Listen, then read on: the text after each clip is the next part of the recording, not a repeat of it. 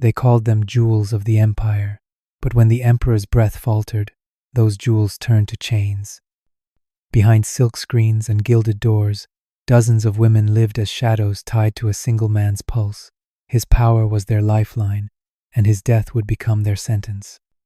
This is the story whispered in forgotten records of what truly happened to the concubines when the emperor closed his eyes for the last time. A tale of silence, sacrifice, and women erased by ritual. The night was heavy with incense, but it could not hide the stench of sickness that clung to the emperor's chamber. Courtiers lingered outside like vultures, waiting for a single word, while inside the women of the harem knelt in perfect rows, their faces lowered to the marble floor.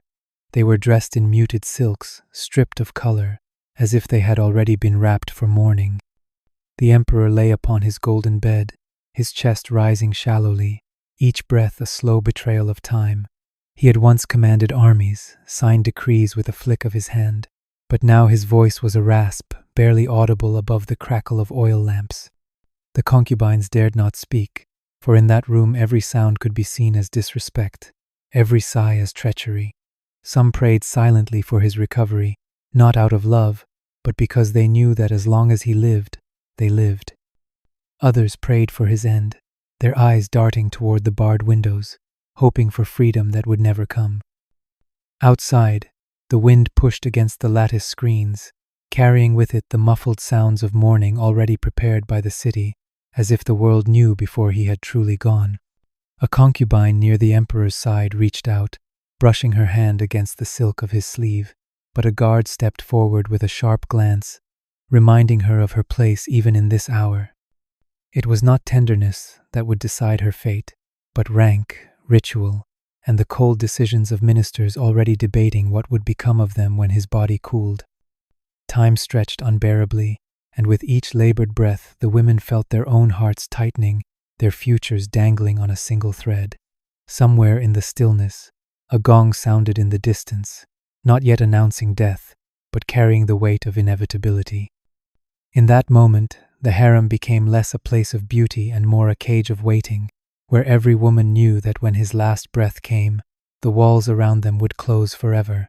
The emperor's last breath slipped into the silence of dawn, and the palace changed in an instant. The sound of drums rolled through the courtyards, not triumphant as in war, but low and measured, announcing to the empire that the Son of Heaven had fallen.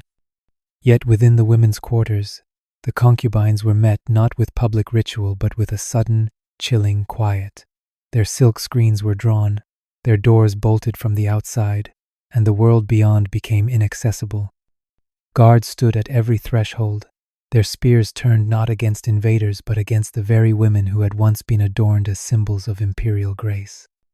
The concubines removed their jewelry when ordered, their hairpins and bangles clattering into lacquered boxes carried away by silent eunuchs. Each item stripped from them was more than ornament, it was identity.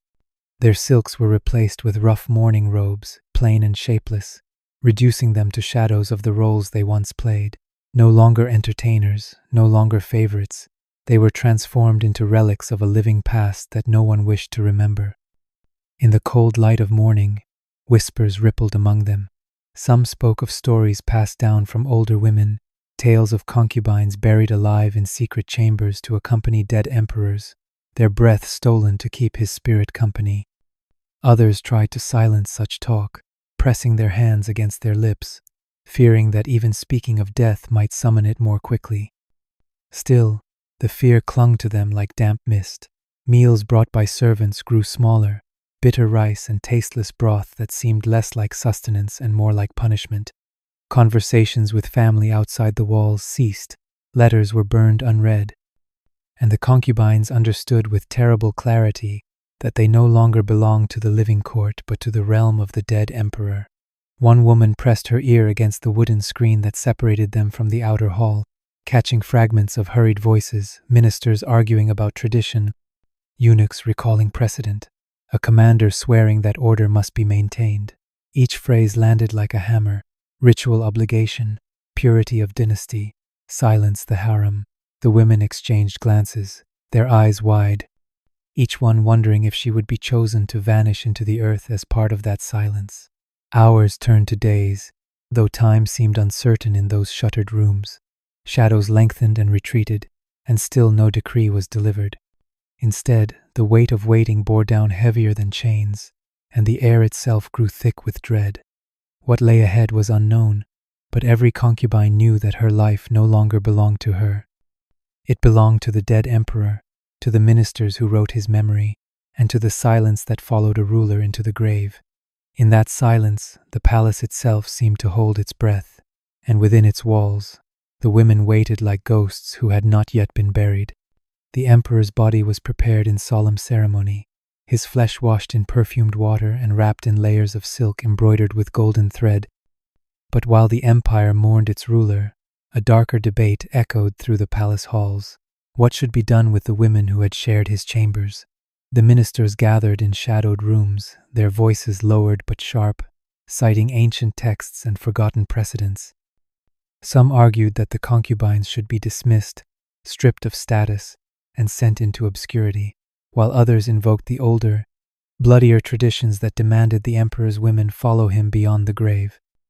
The eunuchs carried these whispers like smoke, and though no decree had yet been given, the concubines knew walls in palaces are never solid enough to muffle the sound of fate. Huddled together in their quarters, the women pressed their ears to the thin wood and listened as words like sacrifice and honor passed through the air. To the ministers, these were not wives or daughters, not women with names or faces, but offerings, tokens of loyalty that could prove to the heavens the empire's devotion to its fallen sovereign. The women's hearts raced as stories resurfaced, tales of earlier dynasties where concubines were forced into sealed chambers with food for only a few days, where their muffled screams faded into silence behind thick stone walls. Some recalled the chronicles of queens buried alive with emperors, their jeweled hands clutching the bodies of the dead as if eternity had been forced upon them. Outside, the funeral drums throbbed, slow and steady, and each beat felt like a countdown. In the courtyard, soldiers rehearsed the processions, their armor gleaming while the women within their gilded cage whispered prayers that no god seemed to hear.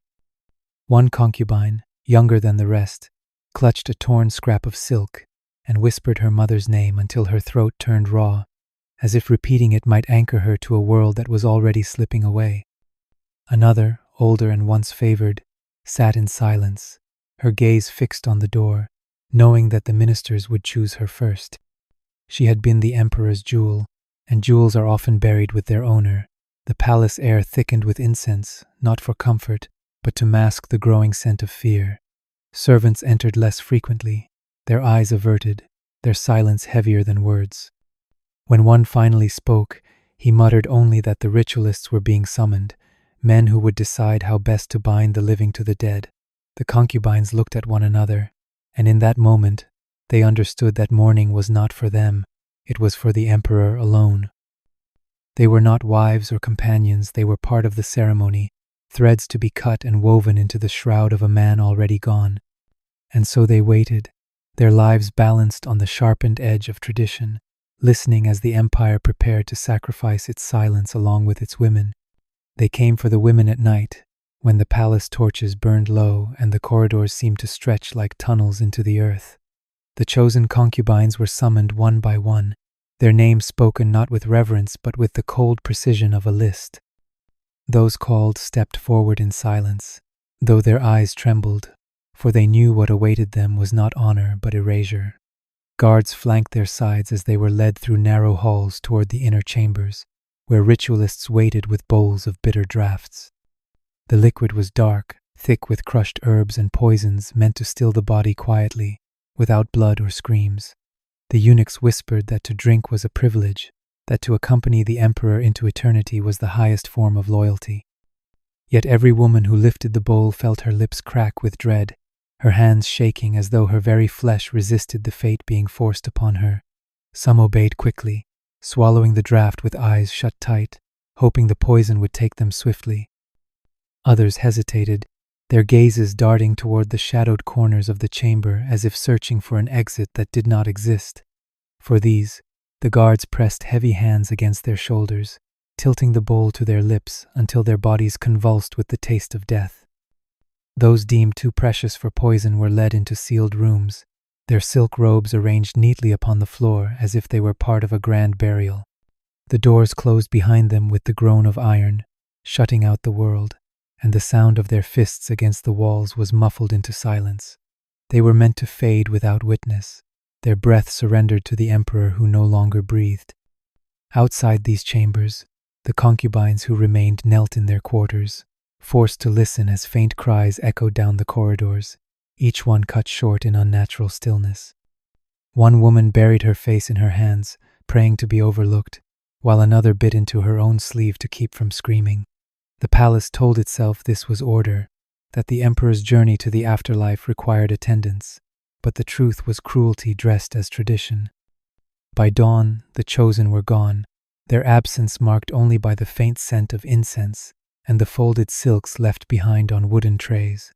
The survivors understood that they lived not because of mercy, but because their deaths were not yet required. In their hollow eyes was the knowledge that they had become prisoners of survival, condemned to carry the memory of what had been done. The palace courtyards were swept clean, the cries buried beneath layers of ritual, and the empire awoke to another day of mourning.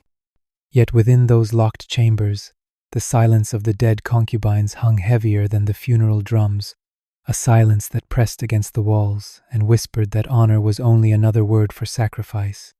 Not all the concubines were chosen to follow the emperor into death. A handful were led away, not toward poison or sealed chambers, but toward a different fate that was no less cruel. At dawn, under a sky veiled in mourning banners, they were marched out of the inner quarters in plain procession. Their silks had been stripped from them, replaced with coarse robes of gray that clung heavy with the scent of smoke and dust. Their hair, once adorned with jeweled pins, was shorn with dull blades, falling in uneven clumps at their feet until their scalps burned with rawness. Each lock that fell was another piece of their past severed, another reminder that they were no longer women of the court but husks of memory.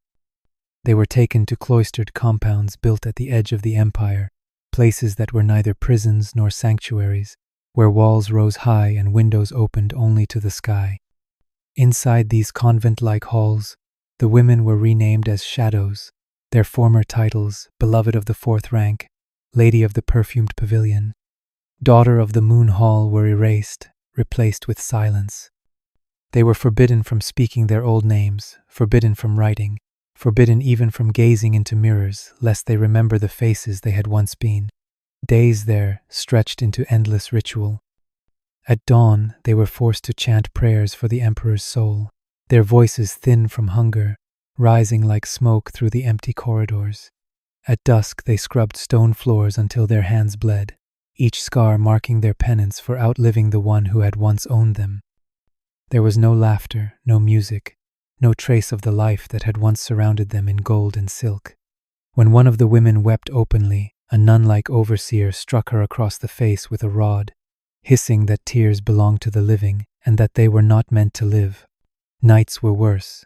In the silence, they could hear the distant sound of drums from the palace, echoes of rituals continuing without them, reminding them of the world they had been severed from. Some whispered prayers to their families, their voices trembling as though afraid even the stones might betray them. Others sat in stillness, their eyes hollow, their minds already retreating into shadows deeper than the walls. The empire called them living ghosts, women who had become neither alive nor dead, kept in perpetual mourning so that their existence would not disturb the order of succession. No songs carried their memory, no scrolls recorded their names, and yet in the cold of those stone halls, the air seemed heavy with all that had been silenced. Their survival was not mercy, but punishment drawn across years, a life spent in devotion to a man who no longer breathed, a sentence written not on paper but in the slow erosion of their very selves. They were alive, and yet they had been buried all the same. One evening, as the palace courtyards filled with the haze of incense and the dull echo of ritual drums, a sound broke the suffocating order. It began as a single wail, piercing the silence of the women's quarters, a raw cry that carried through stone corridors and out into the night. It was not the measured lament taught for ceremony, but a howl of grief and rage, the voice of a concubine who could no longer bury her terror in silence. The guards rushed to smother it, but the cry had already escaped, drifting beyond the walls to mingle with the murmurs of servants and the ears of townsfolk waiting outside the palace gates. Whispers took root like wildfire. The women were not being honored, but slaughtered. They said concubines had been poisoned, that others had been walled up alive, their screams still echoing behind the tiles. Some swore they had seen shadows moving in the torchlight, figures of women dragging chains, or heard knocks against the walls long after the chosen had been led away. In the city's narrow lanes, people began to speak of injustice, of the cruelty hidden behind golden roofs. Mothers clutched their daughters tighter, murmuring that beauty in the palace was nothing but a curse. Rumors rose with such force that even the ministers grew uneasy. The emperor's funeral was meant to display the strength of the dynasty, but the whispers threatened to unmask it as a theater of death. In hushed meetings, officials argued whether the sacrifices had been too many, whether the people would see through the smoke and banners to the bodies buried beneath. Soldiers patrolled the city at night, their boots striking hard against cobblestone to warn away gatherings. A few bold voices tried to stir rebellion, calling the cries of the women proof that the empire devoured its own, but rebellion cannot bloom in a garden of fear. The first man to speak too loudly was dragged away before dawn, his tongue silenced before it could find an audience. Servants who repeated the stories were beaten, their scars left as lessons for the rest. Inside the palace, the women who remained felt the ripple of their sister's cry and its punishment. Some clung to the fragile hope that the world outside might come for them, but that hope dissolved quickly as silence was enforced with doubled guards and harsher rules. They were forbidden even from glancing toward the gates, as though a single look might fan the spark of revolt. Yet the echo of that cry lingered in every corner, like a ghost that would not fade. Though the empire stamped its heel upon it, though the officials swore that order was restored, the memory of that sound clung to the people. It was the proof that within the walls of the palace, the women were not companions to an emperor in death, but captives sacrificed for tradition. And no matter how fiercely silence was demanded, the cry had already broken free, carving itself into the hidden heart of the empire. Beyond the palace walls, where the grand avenues gave way to neglected grounds, the earth was disturbed under cover of night. There, in unmarked pits dug hastily near the outer ramparts, the remains of the sacrificed concubines were hidden from the eyes of the people. No monuments were raised, no inscriptions carved, only shallow graves smoothed over with soil as though nothing had ever happened. Servants who carried the bodies worked quickly and in silence, for even in death these women were treated as secrets, their existence erased the moment their breaths ceased. They were placed without ceremony, their robes stiff with incense smoke, their hair still bearing traces of the oils that once perfumed the emperor's chambers. Some were buried with their ornaments removed, their beauty stripped away by greedy hands, while others were laid with broken bangles, as if to mock the finery they once represented. Years passed, and the empire moved forward, remembering only the emperor, never the women who had shared his life. Yet the ground does not forget. In later years, when new walls were raised and gardens replanted, workers digging the soil uncovered strange remnants. A handful of ivory hairpins, their carvings still delicate despite the passage of time, were pulled from the earth. Fragments of silk, faded but stubborn against decay, clung to the bones like whispers of a life that had been forced underground. Skulls rested in crooked rows, some with teeth still clenched as if in protest, others fragile and broken from the weight of the soil above them. The laborers who unearthed these remains spoke in hushed voices, for they believed the bones carried curses. They swore that in the night, when the wind swept through the half-finished gardens, they heard faint knocking beneath the ground, as though the women still demanded to be heard. Rumors spread once again, whispered from worker to servant, from servant to townsfolk, until even the court officials could not deny what had been found. But rather than honor the dead, the remains were hurriedly gathered and burned, their ashes cast into rivers so that no shrine could rise, no memory could anchor them in history. Yet even this act of erasure could not cleanse the stain. The people who had seen the bones carried the vision in their minds, passing it quietly into songs and tales. Mothers warned their daughters never to be seduced by the promise of silk and gold, for beauty in the palace ended only in earth. Children were told of the women who slept beneath the walls, their voices silenced, but their presence eternal. And though the empire tried to bury them twice, the ground itself betrayed the secret, making certain that those who listened closely would always know that the concubines had not vanished. They had been hidden in pits dug by the same hands that once dressed them in splendor. Their graves may have lacked names, but the memory of their suffering lingered in the soil, a shadow that the empire could never fully conceal. History would record the emperor's reign in glowing ink, his victories carved into stone, his funeral rites chronicled with reverence. Yet the concubines who shared his final hours faded into silence, their names unspoken, their fates erased as if they had never lived. What remained of them survived not in scrolls or court records, but in fragments, hidden within forbidden songs and whispered stories. Servants, too fearful to speak openly, hummed melodies in the kitchens that carried sorrow in their tones. In the markets, women recited half-remembered verses about jeweled daughters turned to shadows. Even poets, careful with their words, wrote lines about blossoms cut before spring that readers understood to mean the concubines. Their memory survived in shadows, carried not by those who ruled but by those who lived beneath the weight of power. For the empire, it was more convenient to forget. Forgetting made the rituals seem holy. Forgetting kept the dynasty pure in the eyes of the world. Forgetting meant no one had to answer for the cries that once escaped the palace walls. But silence does not erase, it festers. In the empty courtyards of the cloisters, where the surviving women walked in circles until their steps wore grooves into stone, their absence became its own kind of presence. In the shallow earth outside the ramparts, where hairpins and bones surfaced with the turning of the soil, their story seeped back into the world. The people knew, even when they pretended not to, that the emperor had not gone to the afterlife alone.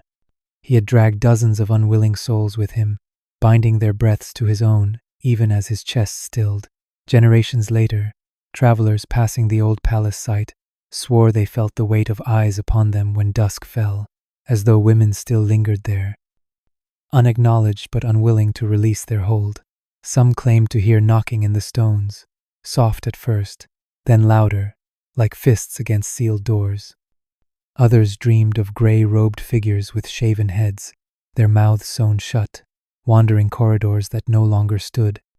Whether these were hauntings or the echoes of memory, no one could say. What could be said was simple. Power had demanded silence, but silence had never been complete. The concubine's story endured in the spaces between words, in the pauses of songs, in the breath held by those who feared to speak, and so their absence became their legacy. They were never granted graves marked with names, never honored in the temples, never written into the chronicles. But they endured, not because the empire allowed it, but because the world beneath the empire refused to let them disappear. The emperor's last breath had bound them to silence, yet silence itself carried their memory forward, whispering across centuries what the records would not, that the women who once glimmered like jewels were buried, erased, and yet never fully forgotten.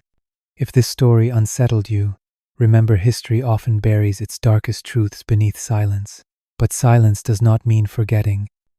If you want more forgotten stories of women erased, voices silenced, and truths that refuse to stay buried, subscribe to Forgotten Stories' Ancient World. Comment below what you think happened to the emperor's concubines, and don't forget to like and ring the bell so you never miss the shadows history tried to hide.